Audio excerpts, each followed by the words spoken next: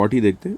अभी 40 में एक तकलीफ है, यहाँ पे इलेक्ट्रिक फील्ड का डायरेक्शन नहीं दिया हुआ, ठीक है। In which direction is the electric field, ये नहीं दिया हुआ। पहले क्वेश्चन समझा देता हूँ क्या है।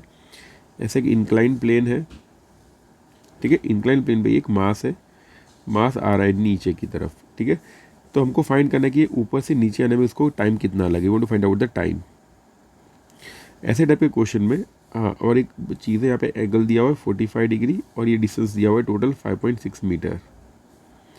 तो s is equal to u t plus half a t square is the equation. Initially object rest पे है तो s का वैल्यू हो जाएगा सिर्फ हाफ ए टी स्क्वायर। अब मेन चीज़ है एक्सेलरेशन। यहाँ पे एक्सेलरेशन कंट्रोल कौन कौन करेगा? तो एक तो ग्रेविटी की वजह से लगेगा नीचे एम जी साइन थीटा, और फ्रिक्शनल फोर्स लगेगा ऊपर की तरफ उसके ऑपोजिट डायरेक्शन में, दैट इज एफ।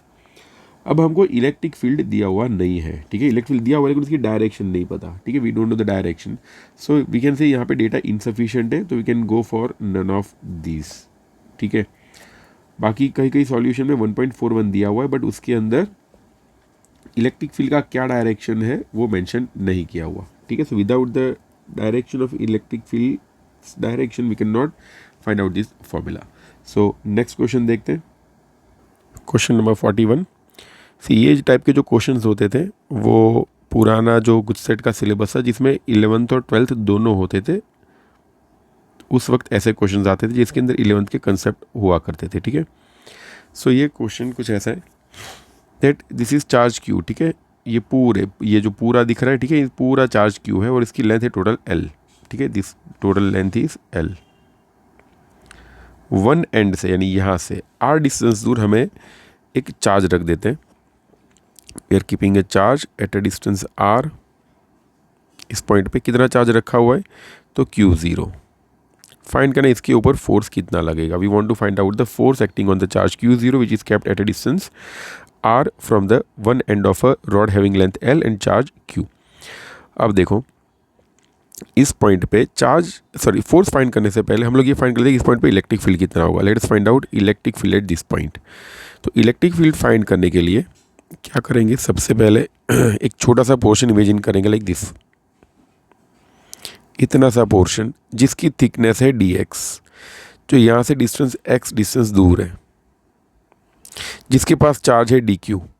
तो सिर्फ इतने से ये जो रेड पोर्शन दिख रहा है, रेड पोर्शन की वजह से जो इलेक्ट्रिक फील्ड आ रहा है वही मैं लिख रहा हूँ, बहुत ही कम होगा। डी इज इक्वल टू के, क्यू की जगह लिखेंगे dq/x²। तो ये मैंने क्या किया, एकदम छोटा सा जो रेड वाला पोर्शन दिख रहा है उसकी वजह से इलेक्ट्रिक फील्ड मैंने लिख दिया। अब dq का वैल्यू नहीं पता, अब हम ये बोल सकते हैं कि ये पूरा लेंथ है l, चार्ज है q। तो लिख देते हैं लेंथ अगर l है तो चार्ज है q। लेंथ अगर dx हो तो चार्ज कितना लिया हम लोगों ने dq, dx के लिए dq। तो dq का वैल्यू हो जाएगा q dx/l। ये जो वैल्यू आ गई वो हम लोग डाल देंगे इसके अंदर, तो डी का वैल्यू मिल जाएगा हमें k q dx/l।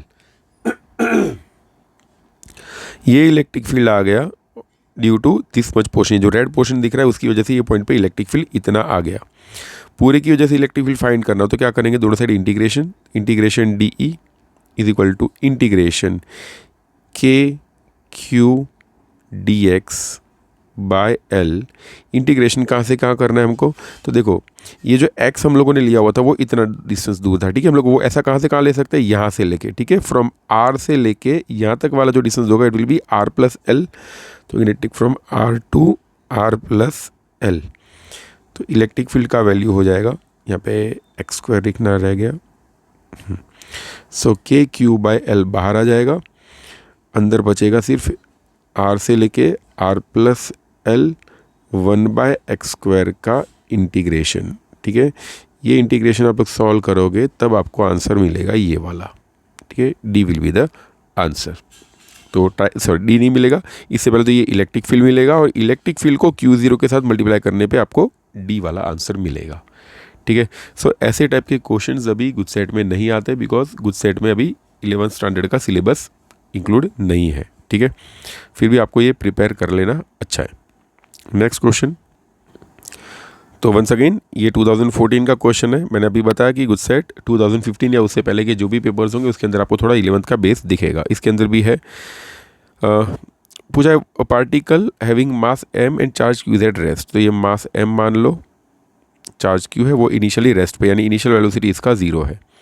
और applying uniform electric field E, कितना इलेक्ट्रिक फील्ड दे रहे हैं हम लोग, E जितना इलेक्ट्रिक फील्ड दे देते हैं तो ये मूव करना स्टार्ट कर देगा। और the kinetic energy when it travels the distance x in the direction of force, यानी kinetic energy after covering a distance of x। तो see work done is equal to force into displacement होता है। Force यानी ma, displacement हो रहा है यहाँ पे x, और ये जो ma x है वी कैन ऑल्सो से ये जो वर्क डन है वो चेंज इन काइनेटिक एनर्जी भी होती है। तो can say final kinetic energy minus initial kinetic energy, अगर आपको वर्क एनर्जी थ्योरम पता हो तो ma x is equal to हो जाएगा kf माइनस ki।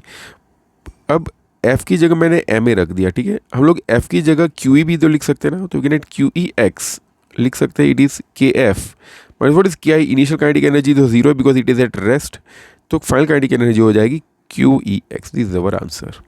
ओके, तो सिंपल सी चीज़ थी बट थोड़ा 11th का कंसेप्ट इसके अंदर है। नेक्स्ट क्वेश्चन देखते हैं। सो यहाँ पे ऐसा है, to spheres having same radius and mass. तो ये एक स्फीयर, ये दूसरा स्फीयर, दोनों का मास और रेडियस दोनों सेम है, ठीक है। इक्वल्स लेंथ है दोनों स्ट्रिंग की भी, ये लेंथ भी सेम है यहाँ पे। They are suspended from the same point, एक ही पॉइंट से उसको सस्पेंड कर दिया हम लोगों ने। In such way that the surface is touch each other, ये दोनों के सरफेस एक दूसरे को टच कर रहे हैं। On depositing 2 × 10⁻⁶ coulomb charge, total charge कितना दे दिया हम लोगों ने 2 × 10⁻⁶ कूलम। तो एक के पास कितना होगा 10⁻⁶, दूसरे के पास भी होगा 10⁻⁶। उसकी वजह से वो दोनों रिपेल करेंगे, और रिपेल होने की वजह से फाइनली कुछ ऐसा हो जाएगा, ऐसा आपको दिखने लगेगा। टोटल चार्ज कितना दिया था 2 × 10⁻⁶, उसके दो पार्ट हो गए, तो इसके पास होगा 10⁻⁶, इसके पास भी होगा 10⁻⁶। They repel each other in such a way that in the equilibrium the angle between their strings becomes a 60 degree. ये वाला एंगल जो है वो हो जाता है 60 डिग्री, ये हमको दिया हुआ है। If the distance from the point of suspension to the center of the sphere is 10 centimetre, यानी length of the string is ये वाला 10 सेंटीमीटर डिस्टेंस है। Okay, find the mass of each sphere, दोनों स्फीयर्स का mass find करना है। तो सबसे पहले एक इसको ही कॉन्सेंट्रेट करते हैं, इसके ऊपर ये हटा देते हैं, थोड़ा जगह कर लेते हैं। यस, तो नीचे की तरफ कितना फोर्स लग रहा होगा तो mg, ये डायरेक्शन में कितना लग रहा होगा तो k q1 q2 by r², because ये भी चार्ज, इसके पास भी चार्ज, दोनों के बीच की थोड़ा बहुत डिस्टेंस भी है। सी ये डिस्टेंस है 0.1, ये डिस्टेंस भी है 0.1, तो ये जो होगा ये भी 0.1 ही होगा बिकॉज इक्विलेटरल ट्रायंगल बन रहा है। तो r का वैल्यू हमें मिल गया, q1 q2 का वैल्यू भी मिल गया। ये डायरेक्शन में टेंशन t इमेजिन करते तो ये कितना होगा, सी ये 60 डिग्री है, अगर एग्जैक्टली मिडल से ऐसे देखें तो ये एंगल 30 डिग्री हो जाएगा। तो वी कैन राइट ये हो जाएगा t cos 30 और ये हो जाएगा t sin 30। जिसने बनाया थीटा वो बना cos थीटा। थोड़ा डायग्राम ठीक से बना देते वापस से।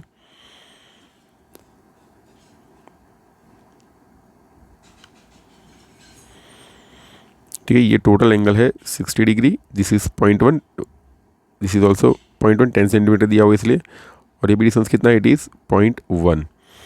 ओके, नीचे की तरफ कितना लग रहा है mg, ये डायरेक्शन में लग रहा है टेंशन, ये 60 डिग्री है, ठीक है। एग्जैक्टली मिड पॉइंट से अगर हम लोग देखें लाइक दिस तो ये एंगल होगा 30 डिग्री। तो ये अगर ऐसा लेते तो z बन रहा है तो ये एंगल भी हो जाएगा 30 डिग्री, तो ये हो जाएगा t cos थीटा।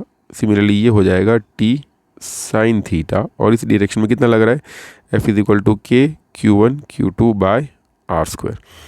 अब इन सब को कंपेयर कर देते। t sin थीटा का वैल्यू ये है, t sin theta is k q1 q2 by r², और t cos थीटा का वैल्यू है mg। दोनों इक्वेशंस को डिवाइड करेंगे तो मिलेगा sin theta by cos theta, that is tan theta, और tan 30 है यहाँ पे, वो tan 30 का वैल्यू हो जाएगा k q² bye r² mg। इसके अंदर भी आपको कैलकुलेटर यूज़ करना ही पड़ेगा, ठीक है। गुड साइड का एक क्वेश्चन है तो कैलकुलेटर से अलाउड होते हैं। हमको मास फाइंड करना है। एम को सब्जेक्ट बनाओ, एम को उस तरफ ले जाओ, बाकी सारी वैल्यूज़ आपको दी हुई है। देखो के का वैल्यू तो पता ही होता है, क्यू स्क्वायर भी, क्यू भी हमको दिया हुआ है चार्ज 2 × 10⁻⁶ का आधा, ठीक है, और आर स्क्वायर जी यहाँ पे 1030, सारी की सारी वैल्यूज़ दी है। वैल्यूज़ पुटअप करके फिर आपको आंसर फाइंड करना रहेगा, ठीक है। तो इसका आंसर आ रहा है 0.6 जैसा कुछ, ये वाला, ठीक है। तो इसका आंसर होगा 0.6235। नेक्स्ट क्वेश्चन देखते हैं। तो ये क्वेश्चन भी बहुत ईजी है। Electric field due to an infinitely long straight uniformly charged wire, यानी डिस्टेंस दिया हुआ है r = 2 सेंटीमीटर दूर, इलेक्ट्रिक फील्ड दिया हुआ है 3 × 10⁸ न्यूटन पर कूलम, और फाइंड करना है लीनियर चार्ज डेंसिटी लैम्बडा। सी सबके बीच में क्या रिलेशन होता है, E = 2k λ/r, तो लैम्बडा का वैल्यू हो जाएगा ER/2k, यानी E का वैल्यू है 3 × 10⁸ इंटू R का वैल्यू है 2 सेंटीमीटर, यानी 2 × 10⁻², बाई 2 इंटू K का वैल्यू है 9 × 10⁹, ये कट हो जाएगा, 3 3 9, 1/3 होता है 3.33, तो 3 वाले ऑप्शंस को ही सिलेक्ट करना है। तो ये दोनों तो गए काम से, ये दोनों बच गए, ठीक है। इफ़ यू सॉल्व तो आपको आंसर मिलेगा 333 माइक्रोकूलम पर मीटर। नेक्स्ट क्वेश्चन देखते हैं। इस क्वेश्चन में जो पहले किया हुआ था उसे थोड़ा सा उल्टा है, ठीक है। क्या है, सी यहाँ पे Q1 एंड Q2 दोनों के बीच में डाइलेक्ट्रिक मटेरियल रखा हुआ है, ठीक है। ऐसा मीडियम को इमेजिन कर दो, इसका फोर्स डाइलेक्ट्रिक कांस्टेंट है K, तो ऑलरेडी पहले से ही फोर्स कितना लग रहा है, F इज द फोर्स, ठीक है। अगर मैं K को हटा दूं, ठीक है, सी पहले जो क्वेश्चन था उसमें हम लोगों ने K को इंट्रोड्यूस किया था, तो K को इंट्रोड्यूस करने से फोर्स K टाइम्स कम हो जाएगा, तो अगर निकाल देंगे तो क्या हो जाएगा, it will increase by K times. So finally हो जाएगा हटाने के बाद FK, ठीक है। अगर मटेरियल डालते हैं तो K टाइम्स डिक्रीज होता है, अगर मटेरियल को निकाल देंगे तो K टाइम्स इंक्रीज हो जाएगा। नेक्स्ट क्वेश्चन देखते हैं।